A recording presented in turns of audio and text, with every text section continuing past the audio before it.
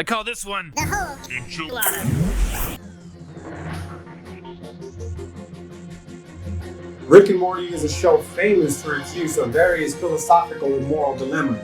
And in the episode known as Morty Mindblowers, we find perhaps one of the most famous in the entirety of the history of philosophy. That which has come to be known simply as a wager. The dilemma emerges when our heroes are unexpectedly approached by a warlord named Zigzag. Initially taken back by Zigzag's presence, Rick is relieved to find that Zigzag is simply seeking to be released into an eternal afterlife of orgasmic joy that awaits those who are killed By great warriors. That's right. The Floopians achieve an eternal orgasmic afterlife so long as they're killed by a great warrior. So, you want to get shot in the head, or? Well, as long as the wound is fatal, I don't really mind where you shoot me. Cool. I'm flattered. Thank you very much. At first, things are going great. Then, things suddenly take a turn For the worst. once Morty starts grilling Homeboy about his beliefs. Well, I gotta say, I'm a little envious. Your species has an actual afterlife. That's gotta be nice. What do you mean? Well, here on Earth, we don't know what's going on. It must be nice for you guys to, have that proofs in the pudding, evidence. Evidence?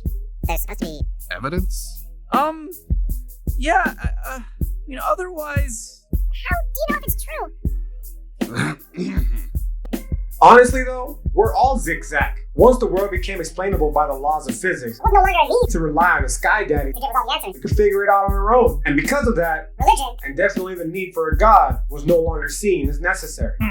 There is no God, Summer. You gotta rip that band-aid off now. You'll thank me later. As dope as this may sound to the fellow atheistically inclined, Realistically speaking, this is actually of detrimental and devastating news. For historically speaking, the history of the Western world was rooted in the fundamental belief in the existence of a god. And once science comes in and demonstrates the absurdity in such a belief, we're really left without much recourse. This is where the homie Nietzsche comes in with his now infamous proclamation that God is dead, God remains dead, and we killed him. You see, what Edgelord, the psychophant Christian godwise, don't realize is that Nietzsche's actually lamenting in a sense. the fact that God is dead, because through science, We are essentially reduced to mindless automata acting in strict accordance to our biological precept. Listen, Morty, I hate to break it to you, but what people call love. it's just a chemical reaction that compels animals to breed. It gets hard, Morty, it slowly fades. Leaving you stranded in a failing marriage. I did it. Your parents are gonna do it. Break the cycle, Morty. Rise above. Focus on science. Questions regarding the immortality of the soul, existence of God, and morality Become of huge importance here. Wait, You know. evidence? Alright, So, you want to do this here or outside? run! And this is where the wager comes in. Generally speaking, It's an argument for why people should believe in the existence of God, despite all the evidence, or perhaps better stated, lack thereof, that leads us to assume the seeming absurdity of doing so. I don't want to die!